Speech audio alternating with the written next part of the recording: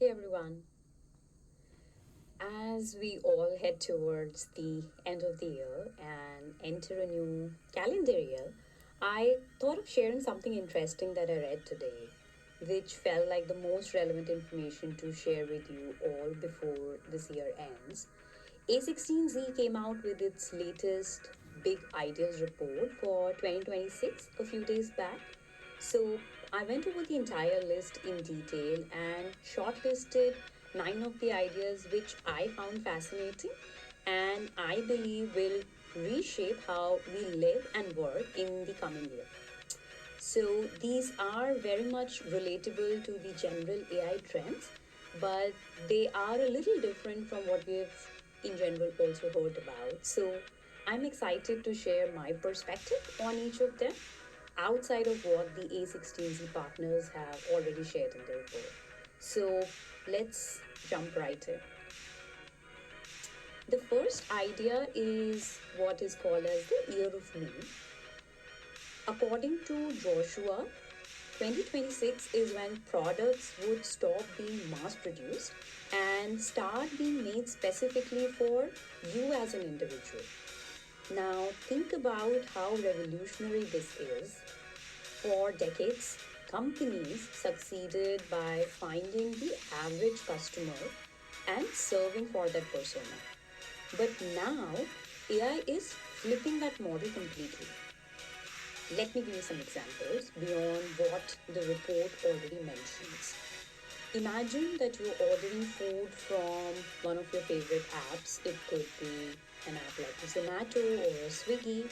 And instead of choosing from a menu, an AI assistant provides you with the right food options based on, let's assume, your taste preferences, the current mood detected from your smartwatch, and maybe even the local weather, or let's assume an event that's happening in your city or country. It could be a cricket match or a football match. Another example could be in fitness, where we are already seeing apps that don't just give you a generic workout plan, they adjust your routine in real time based on how you're recovering, your stress levels, even your sleep quality from last night. It's like having a personal trainer who knows everything about you without you having to explain anything. The key insight here is that the winning companies of the next decade won't be the ones that are serving the most people. They will be the ones serving each person the best. And I believe that's going to be a fundamental shift in business strategy. Let's go on to the second one. This is what they said entitled as the end of screen time as a success metric. Santiago made a very fascinating observation that screen time is dying as the primary metric for measuring value in applications. Now, for the last 15 years, tech companies have obsessed over engagement metrics. How long are users on the platform? How many clicks? How many hours watched? But AI is breaking this model because the best AI tools do their work while you are not looking at the screen. Think from your own personal examples, right? When we get technologies like AI to now book your travel, it might take 30 minutes comparing flights, hotels, and rental cars, but you as a human being will only look at the screen for 2 minutes to approve the final itinerary. Another could be imagine an AI assistant that monitors your email and automatically handles the routine requests. It schedules meetings around your preferences and only surfaces maybe the 5% of messages that truly need your attention.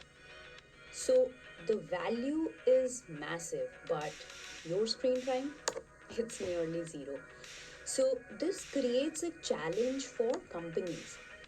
How do you really measure ROI when the traditional engagement metrics don't apply? Being a product manager, I can totally vouch for this, that engagement metrics is a very important criteria to measure the success of the product.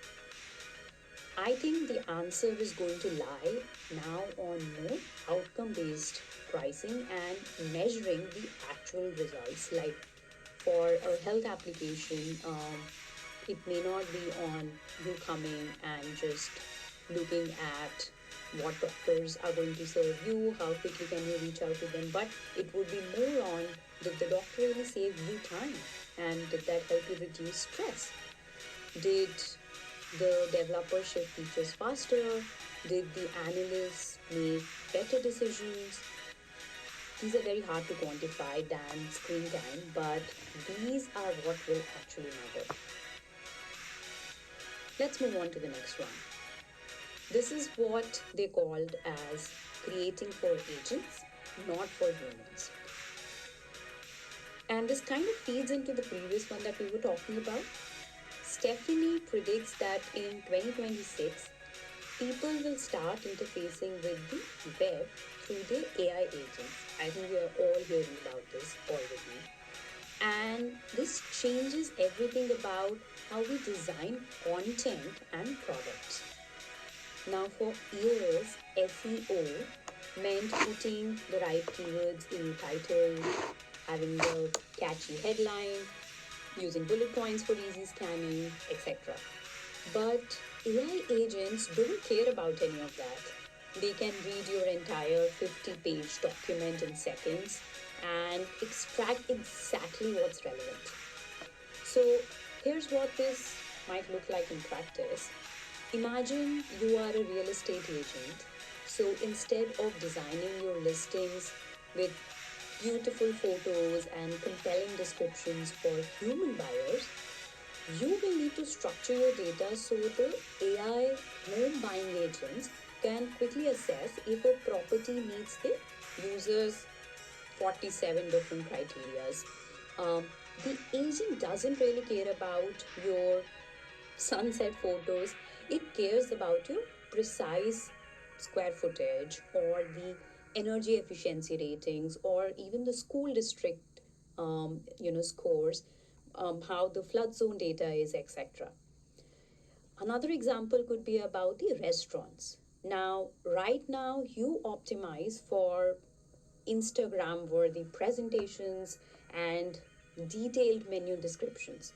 But soon, AI agents will be ordering meals for their users based on nutritional data, ingredient scoring, preparation time, dietary restrictions, and none of that shows up in your beautifully styled photos, right? The shift from designing for human eyes to machine readability is going to change web design, content creation, and even how businesses present themselves. Visual hierarchy would matter less, data structure and machine readable metadata would matter infinitely more. Let's move on to the next one. This is what they call as vertical AI going multiplayer. Alex highlighted that vertical AI, that is industry specific AI tools, are evolving from solo work to now multiplayer collaboration. Right now, AI tools work in isolation. Your AI helps you draft a contract, but it doesn't talk to the other party's AI to, let's assume, negotiate terms. The report says in 2026, all of this will change. AI agents will start collaborating with each other across organizational boundaries.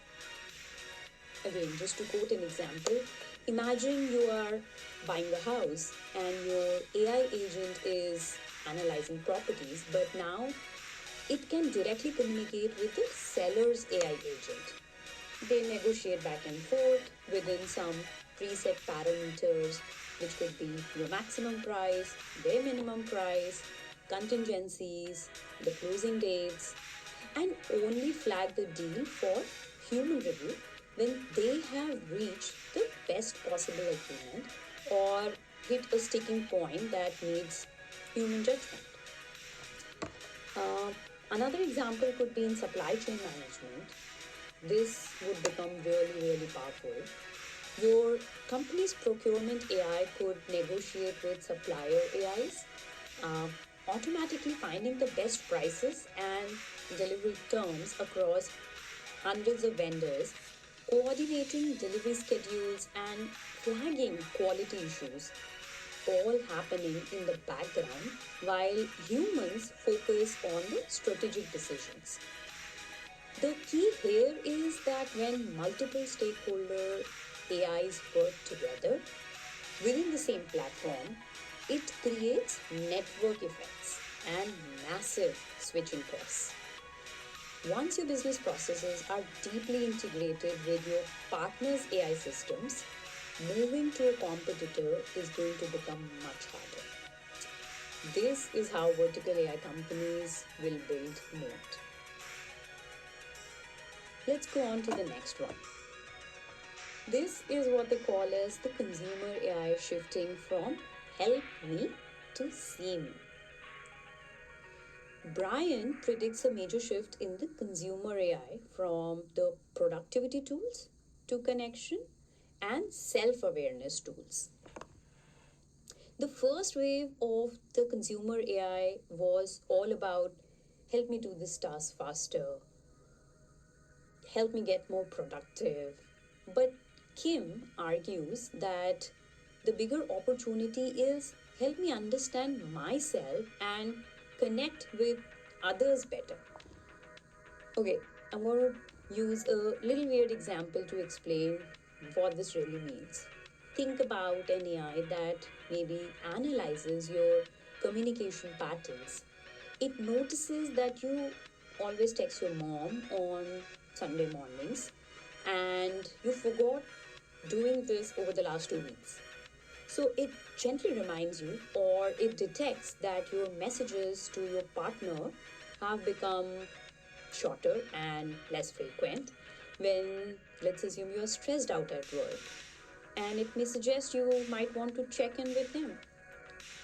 So, another example could be an AI journaling app that doesn't just store your entries, it identifies patterns in your emotional state over time.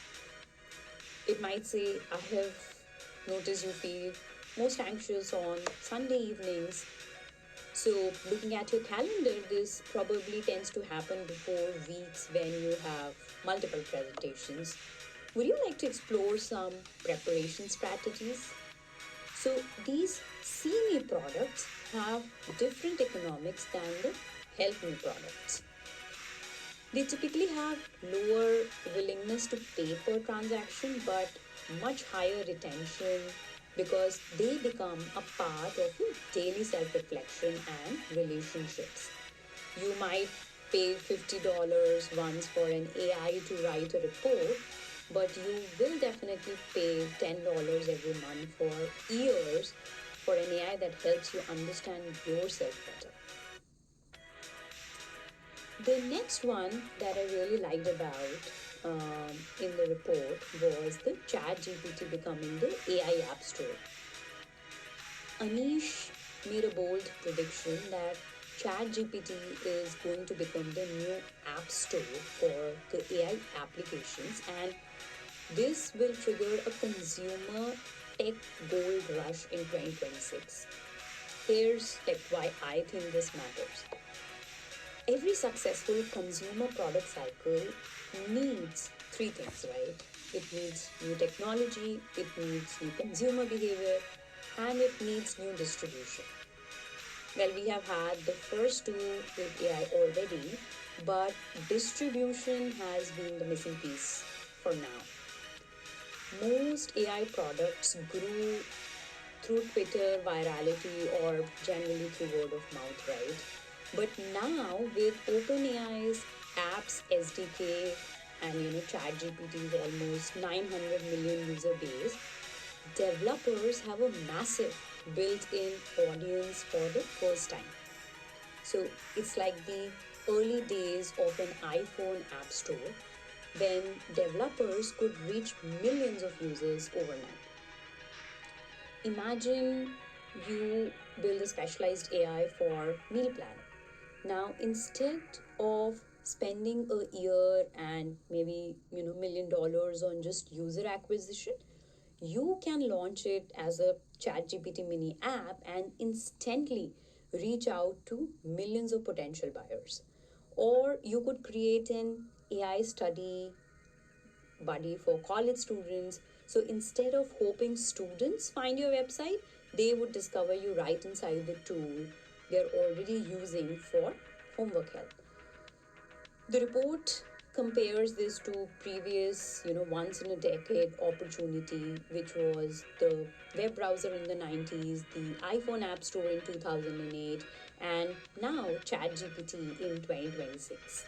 So, if you're a developer or an entrepreneur in the AI space, this is the distribution channel you need to be thinking about. Let's move on to the next one. This is about one of my favorites, voice agents taking up space. Olivia predicts that voice AI agents will expand from handling just single calls to now managing entire customer relationship life cycles. We are already past the proof of concept phase this year. Thousands of businesses are already using voice AI for appointments and basic inquiries. But Olivia says we are about to see voice agents handle much more complex and multi step workflows. Um, Here's how I think it would look like. So instead of just answering your call to schedule a dentist appointment, the voice agent becomes your ongoing, maybe dental health coordinator, right? It calls you for appointment reminders, follows up after procedures to check on your recovery, coordinates with your insurance companies when there are claim issues, and even proactively schedules your next cleaning based on your dentist recommendations and your calendar availability. The other could be in customer service. Instead of a voice bot that just handles one complaint call, imagine an agent that manages your entire relationship with a company. You call to report the damaged package, the agent files the claim, coordinates the replacement shipment, arranges the pickup of the damaged item, applies maybe a courtesy discount to your account, and follows up even 3 days later to confirm everything arrived correctly. The key is that these agents need deep integration with business systems like your CRMs, your scheduling tools, the payment processors, inventory systems. They are not just having conversations, they're taking actions across multiple platforms. And as these underlying models improve, there is no technical reason why every business shouldn't have voice first AI handling as a significant portion of their customer operations. Let's move on to the next one. This is what they said, prompt free and proactive applications. Mark predicts the death of the prompt box for mainstream users. They mention that the next wave of AI will be invisible and proactive. Right now, using AI often means opening a chat window, typing a prompt, waiting for a response, then copy pasting the result. But Mark says that that's just training wheels. The real future is AI that observes what you're doing and intervenes automatically. Imagine you are writing an email to decline a meeting invitation. Now, before you even finish typing, your email client suggests a professionally worded response that includes maybe a proposed alternative time based on your calendar, and you didn't even ask for it, it just knew what you needed. Or think of another example where you're working on a spreadsheet with sales data. Now, as you're formatting the quarterly report, spreadsheet software automatically generates the charts you typically include. It highlights the key trends you usually comment on, and maybe even drafts the executive summary with the bullet points, all without you requesting any of it. In creative work, this becomes even more super powerful, right? So assume you are editing a podcast and your audio software automatically identifies awkward pauses, suggests cuts, removes filler words, and adjusts the audio levels, presenting you with a cleaned up version before you even start the manual editing process. The chat interface was necessary to teach us what AI could do, but it was, I don't believe, ever the end goal of the business is, right? The end goal is AI as invisible scaffolding through every workflow, which is activated by your intent rather than through explicit instructions. Okay, here is the last one, and again, one of my favorites, which they termed as Data Crusade in Critical Industries. Will argues that while 2025 was about compute constraints and the data center build out, 2026 will be defined by data constraints, specifically the race to capture data from a critical industry. Our most important industries like manufacturing, energy, construction, transportation are sitting on gold mine of unstructured data that's never been properly captured for AI training. Think about a power plant operator.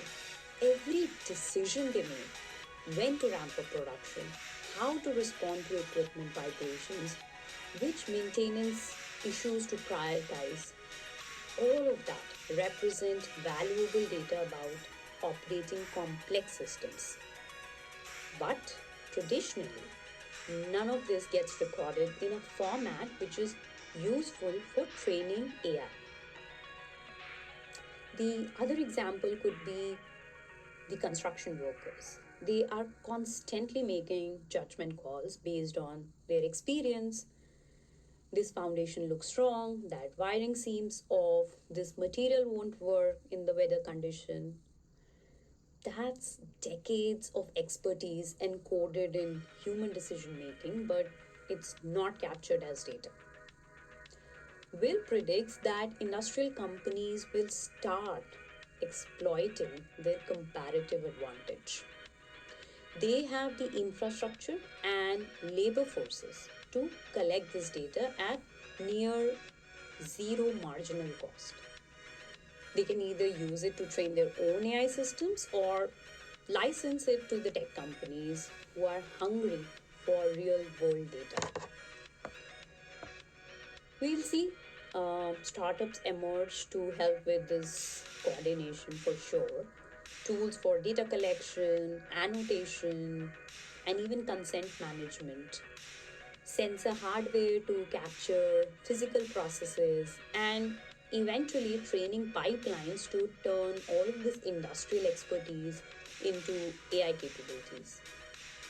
The companies that figure out how to systematically capture and monetize their operational data will have a major competitive advantage. Well, these were the shortlisted 9 big ideas from the A16z's report, from hyper personalization to invisible AI, from human focused design to agent focused design, and from single player tools to multiplayer collaboration. What strikes me the most is that these aren't just incremental improvements. Each of these represent a fundamental rethinking of how we build and use technology. The companies and individuals who understand these shifts early will have a massive advantage. Let me know which of these predictions do you think will have the biggest impact and which one are you most skeptical about. You can let me know in the comments below, and if you found this valuable, please hit that subscribe button, as we will be covering more AI tools and trends through 2026. Thank you for watching, and I will see you in the next video.